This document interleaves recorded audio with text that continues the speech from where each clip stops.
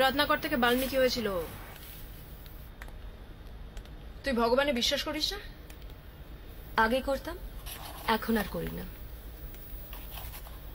করবি। ভগবানে বিশ্বাস করার কতগুলো সুবিধে আছে। কি সুবিধে? আরে সমস্ত দায় ভগবানের উপর চাপিয়ে দেওয়া যায়। ভগবানে যারা বিশ্বাস করে তারা জানে পৃথিবীতে যা হয় সব ভগবানই করে। আমি যা করছি তা বেসিক্যালি ভগবানই করাচ্ছে, তাহলে আমার তো কোনো দায় নেই। আমরা কি এসে গেছি? এটা ঢুকবো এখন? এক সেকেন্ড। আমরা না টাইমের আগে চলে এসেছি। হিসেব বলছে মালটা পটি করে চানে ঢুকে যায়, চান করে পুজো করতে ঢুকবে। মানুষ যখন পুজোয় ঢোকে জানিস তো মন খুব নরম থাকে। ওই নরম মন নিয়ে মাল অফিসে আসবে, ঠিক আমরা ওই সময় ঢুকবো। চল তো উপরে গিয়ে টাইম পাস করি।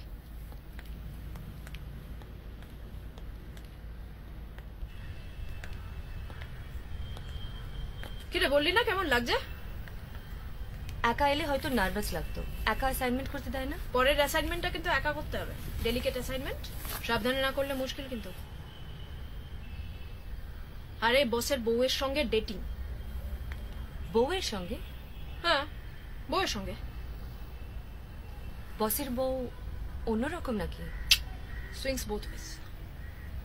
আগে শুনেছি ছেলেরাও যেত, কিনা গন্ডগোল হয়েছিল, তারপর থেকে। কিন্তু বস নিজের বউয়ের সঙ্গে অন্য লোককে ডাকে ডেটিং এর জন্য কেন? এক সময় বসের তো সময় কোথায়? তাছাড়া অন্য একটা কানাঘুষো আছে শুনেছি, সত্যি বলতে জানি না। কি? বসের নাকি দাঁড়ায় না। আরে মাফিয়া ডনের বউ, ওটা জীবন থাকবে না, ওর অবস্থাটা ভাব। ওই জন্য তো এই ব্যবস্থা। কিন্তু এই কেস হলে বিয়ে করেছিল কেন? কাম অন, ছেলেরা ওরকম করেই থাকে। শোন, বউকে ট্রফি করে ঘরে সাজিয়ে রাখে, তারপরে লোক ডেকে ঝাড়পোছ করায়। তোকে ঝাড়পোছ করতে বললে সাবধানে করবি, নালে গন্ডগোল হবে কিন্তু। বছর দুয়েক আগে কি একটা গন্ডগোল হয়েছিল। কি গন্ডগোল?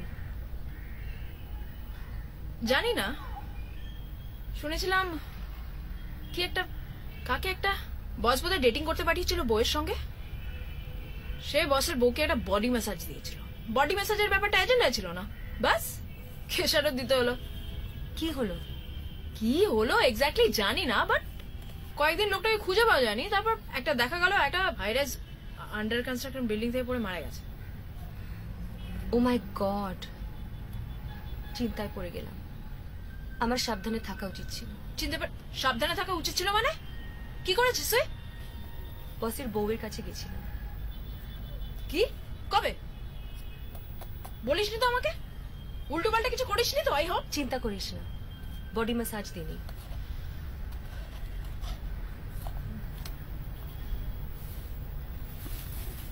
চল, সময় হয়ে গেছে সত্যি।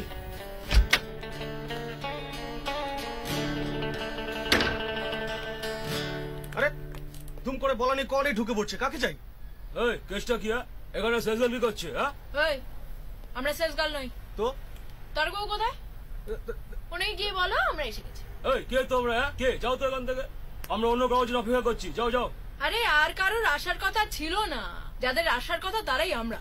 জাস সালা, বস বললো গুন্ডা আসবে, কিচেন হবে, এ তো ডবগা দুটো মাগি। হ্যাঁ এ নান্টু, আমি বসকে গিয়ে বলি বল। যা যা, বসকে গিয়ে খবর দিয়ে দে। ও সব ঝামেলা, দুটো মাগির জন্য রিভলভার নিয়ে এসছে। হ্যাঁ তাই করো, আর রিভলভারটা ঢুকিয়ে রাখো, বার করো। সত্যি। আরে খবর, হ্যাঁ দেখো মনে হচ্ছে মালগুলো ভদ্র করে মাল, বুঝলি? এ বল টল করবে না। যা বসে গিয়ে বলে দে কোনো ভয়ের কারণ নেই। যা। এই সার্চ টাচ করতে হবে না তো? সার্চ মেশিন থাকলেও থাকতে পারে, খাঁজে খুঁজে। না না, এরা যন্ত্র নিয়ে ঘোরবার মালই নয়। ভালো তাই তো? ভালো। তুমি রক্তদান করো? রক্তদান কেন? না, রক্তদান করার পরে এই পাউরুটি কলা এসব খেতে দেয়, ডিমও দেয়। ও না, তোমার ব্রেকফাস্ট করা দেখে মনে হচ্ছে করো না। না আমি রক্তদান করি না। করবে?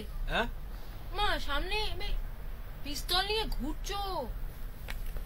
রক্তদান তো করতে হবে, শুধু অমনি রক্তের পেছনে ছুটলে হবে?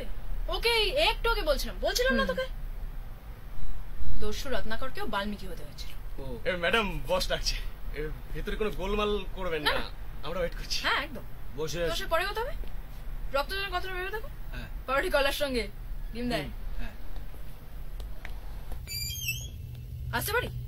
হ্যাঁ আসুন। আমার নাম পূজা, ওরি। তা আমি কি করব? আপনার নাম পূজা, ওর নাম রিনি। ও যাক, নিশ্চিন্ত হলাম, দুজন সুন্দরী মেয়ে ছেলে।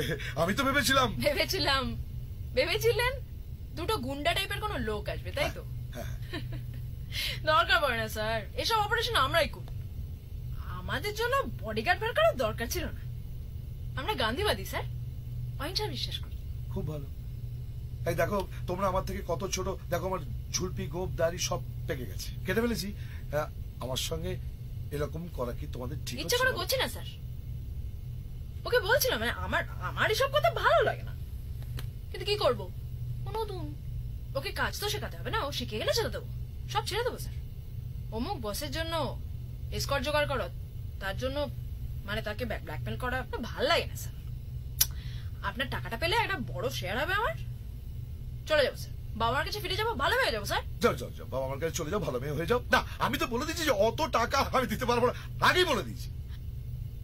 কথা ছিল টাকাটা দিয়ে দেবেন স্যার, সেজন্য আমরা এসছি, দিয়ে দেন স্যার টাকাটা। সে ঠিক আছে, আমি বলছিলাম যে টাকাটা যদি না দিই, যদি এ করি, ঘাড় ধাক্কা দিয়ে এখান থেকে বার করে দিই।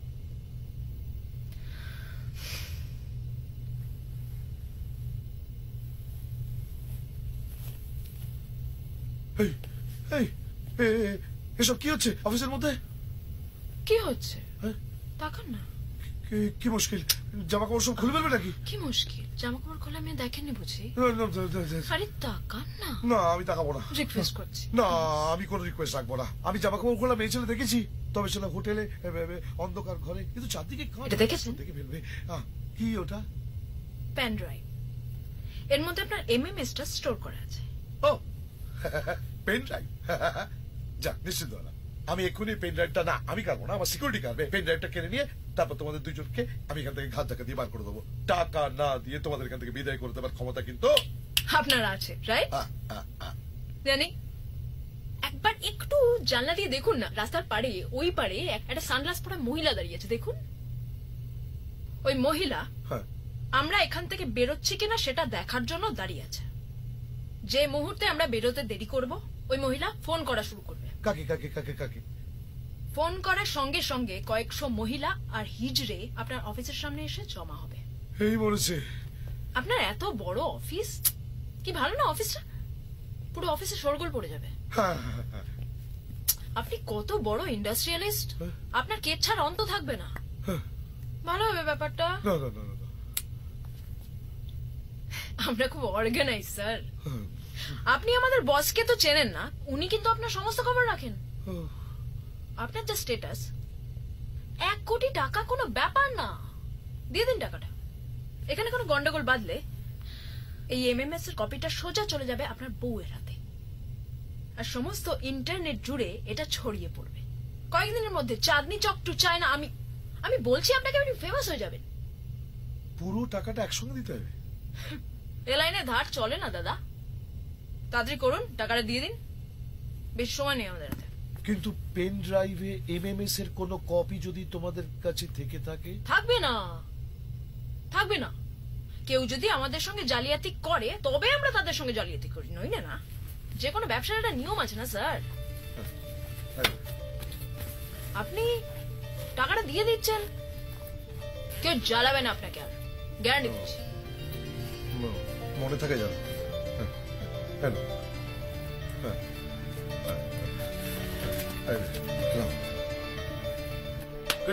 কোনদিন রক্ত দিয়েছিস? রক্ত? আরে রক্তদান করেছিস? রক্ত কাকে দান করবো? আরে দেখলি না মেয়েটাকে বলে গেল রক্তদান করতে। বলে গেল তো জিনি, এমনি এমনি রক্ত দেওয়া যায়। দেখিস না পায়ে বাড়া শিবির রক্তদান, যাবি রক্ত দিবি। আমাদের রক্ত কার? বাই